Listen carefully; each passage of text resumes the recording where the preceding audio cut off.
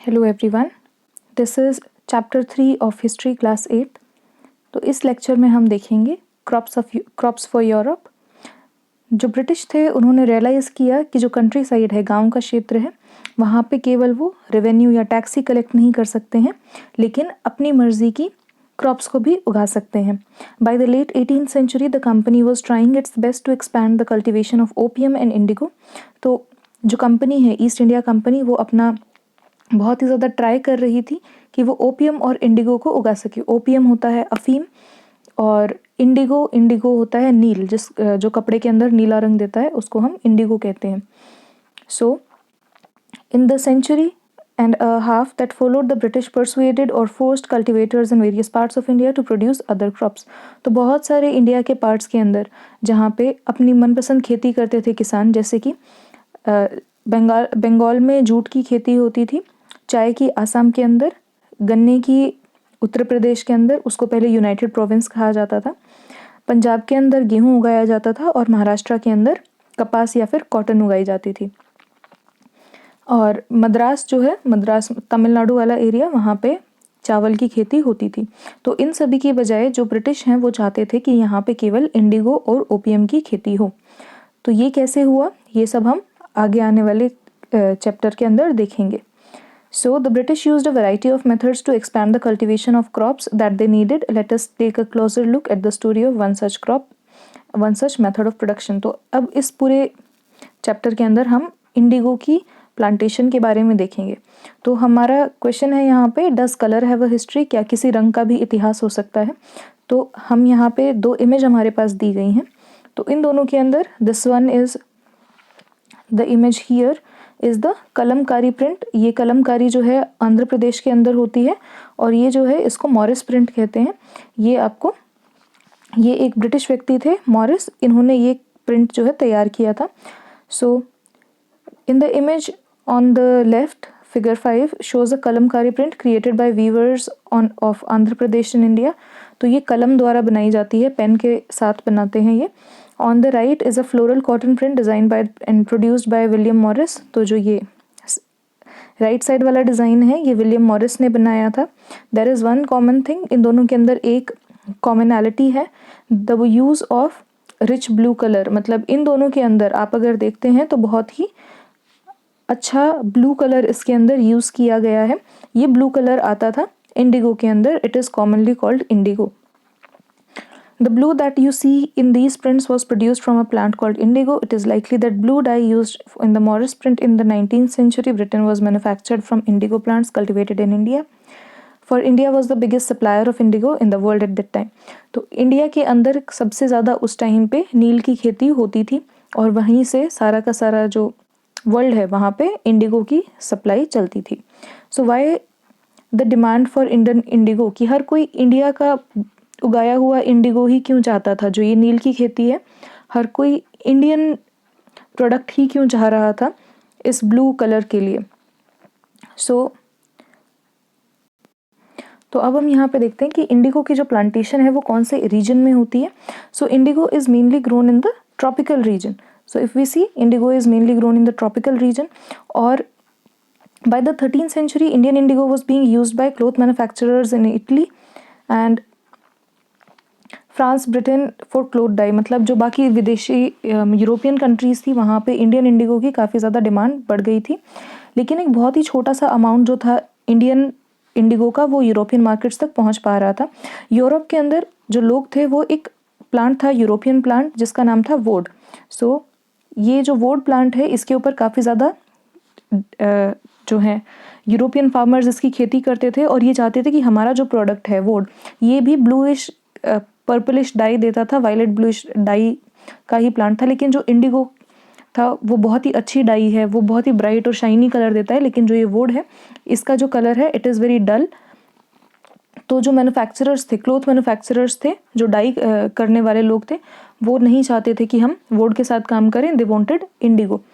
तो अब यहाँ पे क्या है कि जो ये यूरोपियन फार्मर्स थे जो वुड की खेती कर रहे थे, इन्होंने कहा कि क्योंकि इनको भी चाहिए कि हमारा जो प्रोडक्ट है वो अच्छे से सेल हो, तो इन्होंने इंडिगो के प्लांटेशन के ऊपर बैन लगाने के लिए कहा कि हम नहीं चाहते कि इंडिया से कोई भी इंडिगो यहाँ पे लेके आए।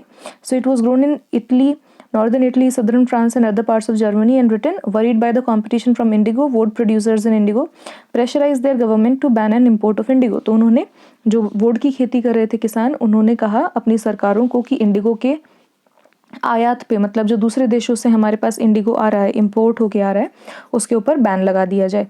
लेकिन जो कपड़ा डाई करने वाले थे, जो रंगरेज थे, वो इंडिगो को प्रेफर करते थे क्योंकि इंडिगो का कलर बहुत ही अच्छा होता था और वुड का जो कलर है वो अच्छा नहीं होता था। तो क्लोथ जो डायर्स थे, जो रंगरेज थे, उन्होंने अपनी गवर्नमेंट्स को परसुएड किया कि जो इंडिगो पे बैन लगाया हुआ है कि इंडिगो को हम अपने देश में नहीं ला सकते, उसको हटाया जाए। The French began cultivating indigo in Saint Domingue in the Caribbean islands and Portuguese in Brazil, India, English in Jamaica and Spanish in Venezuela. Indigo plantations also came up in many parts of North America.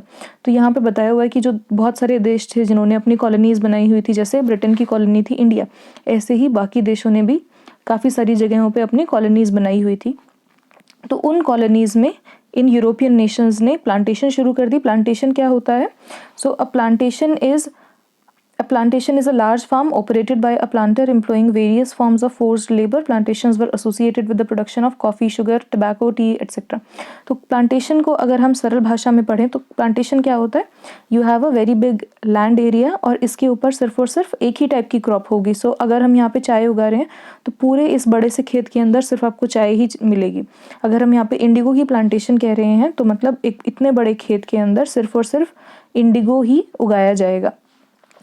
So that is plantation. और by the end of 18th century the demand for Indian indigo grew further. और धीरे धीरे क्योंकि Indian Indigo काफ़ी अच्छा था तो उसकी डिमांड भी बढ़ती जा रही थी। And Britain began to industrialize and its cotton production expanded dramatically, creating an enormous demand for cloth dyes. तो क्योंकि अब ब्रिटेन के अंदर क्लोथ की मैन्युफैक्चरिंग बहुत ज़्यादा हो रही थी, कपड़ा बहुत ज़्यादा बनाया जा रहा था, तो उनको रंग देने के लिए इनको डाई की ज़रूरत थी। So while the demand for indigo increased, its existing supplies from West Indies and America collapsed for a variety of reasons.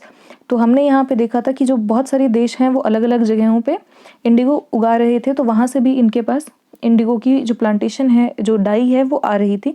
लेकिन किन्हीं कारणों की वजह से वेस्ट इंडीज़ और अमेरिका से जो डाई आ रही थी वो ख़त्म हो गई, उसका आना बंद हो गया। और कुछ सालों में between 1783 and 89 the production of Indigo in the world failed by half. और कुछ ही सालों के अंदर जितना भी इंडिगो आ रहा था उसका 50% आना बंद हो गया। तो क्लोथ डायर्स जो थे ब्रिटेन के, उनको तो रंग चाहिए था, उनको कोई ना कोई डाई चाहिए थी। तो इसीलिए जो ब्रिटेन के मैन्युफैक्चरर्स थे उनको एक नई जगह चाहिए जहाँ पे वो इंडिगो की प्लांटेशन कर सकें। और ये इंडिगो अब कहाँ से आएगा? VLC, Britain turns to India. तो ब्रिटेन अब किसकी तरफ देख रहा है इंडिगो प्रोडक्शन के लिए? इंडिया की तरफ। Facing with rising demand for indigo in Europe, the company in India looked for ways to expand areas under indigo cultivation. तो अब जो ये ब्रिटिश ऑफिशियल्स हैं ये देख रहे हैं कि हम किस तरीके से अपना जो इंडिगो की प्रोडक्शन है, जो ये नील की खेती है, हम इसको किस तरीके से बढ़ा सकते हैं।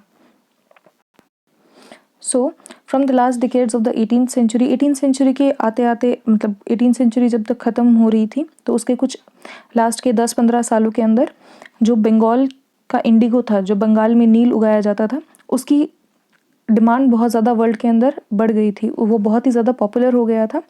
तो लोग क्या करते थे, मतलब 1788 तक जो 30% जाता था इंडिगो ब्रिटेन के अंदर, वो इंडिया से ही जाता था। मतलब काफ़ी बड़ा अमाउंट इंडिगो का जो ब्रिटेन के अंदर जाता था वो इंडिया से आ रहा था।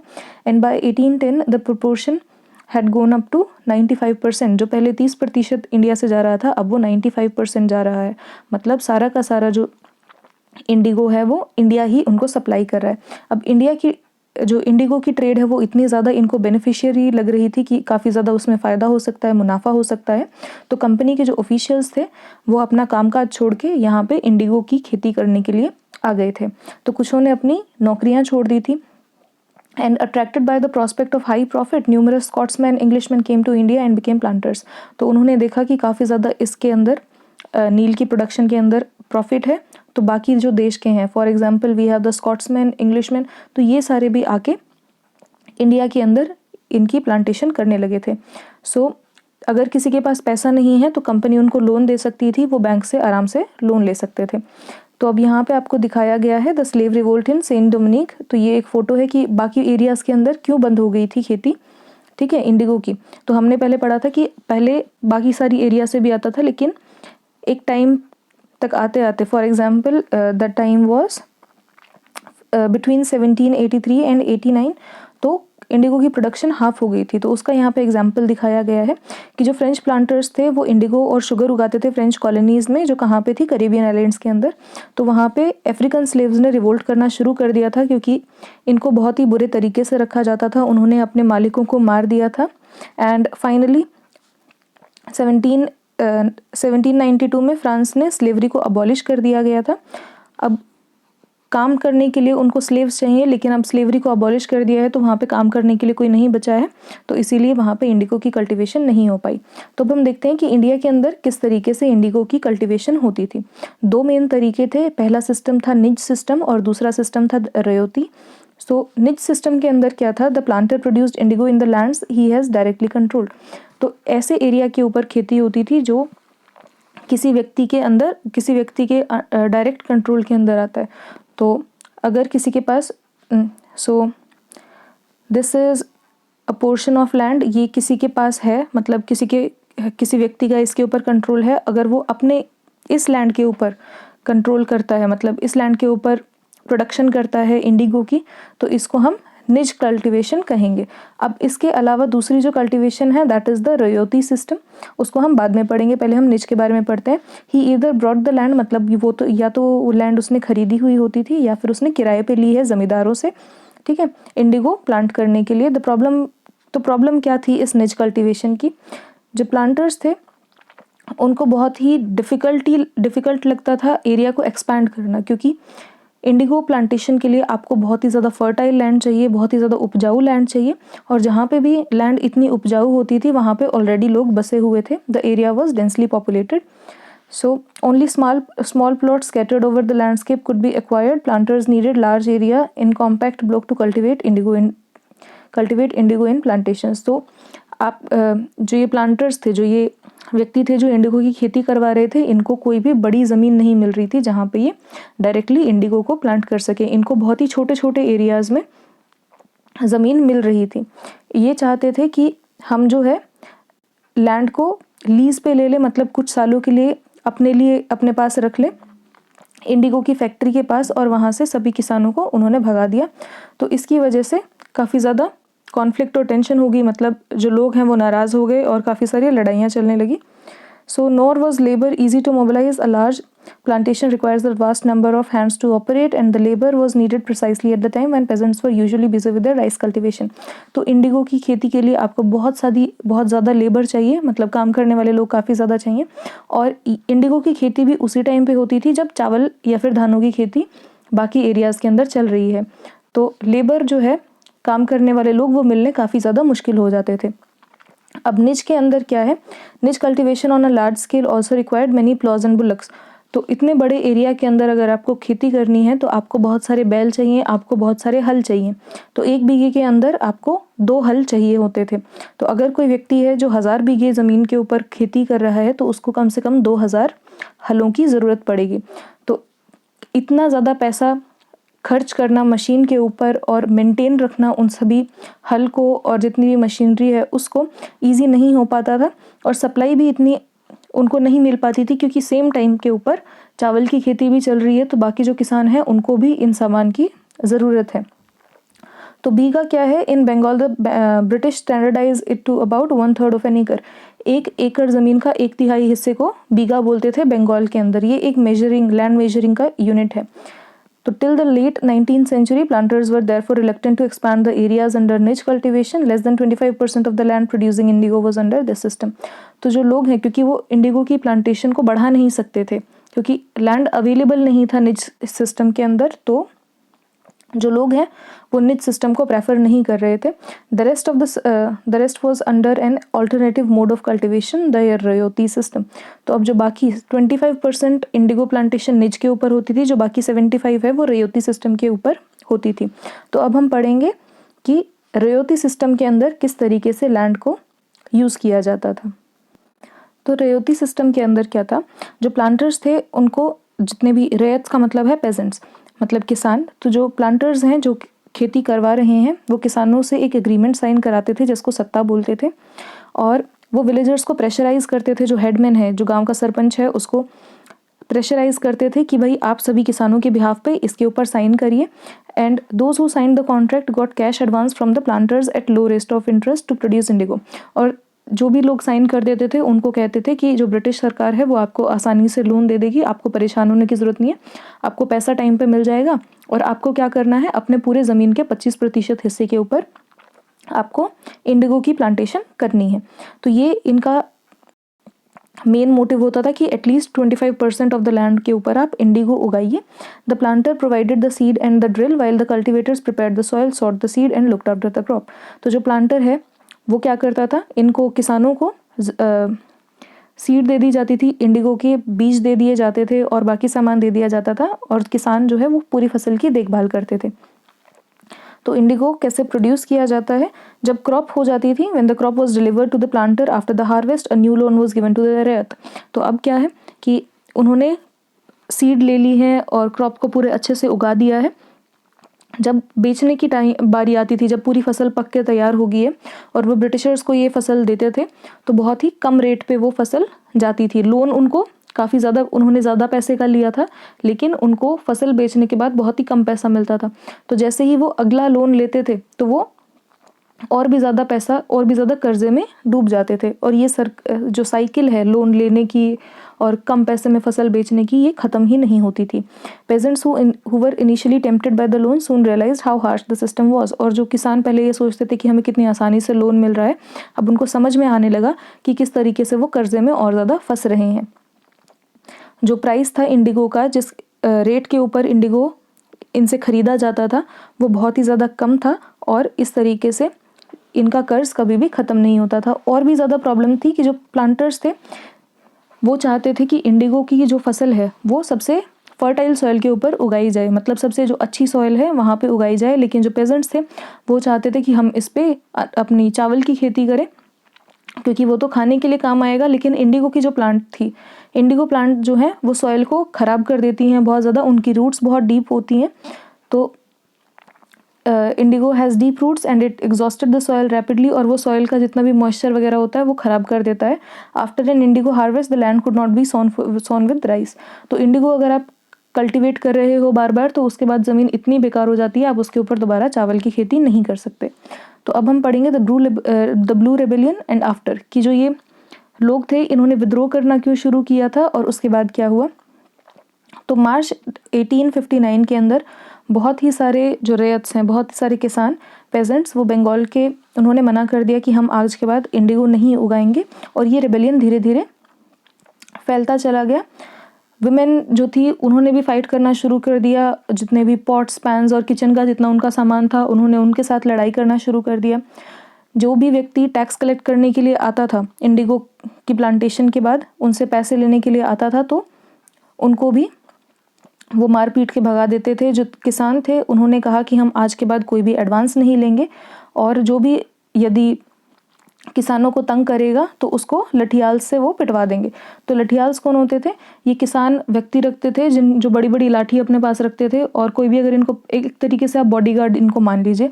सो why did the indigo peasant decide that they would no longer remain silent, what gave them the power to rebel.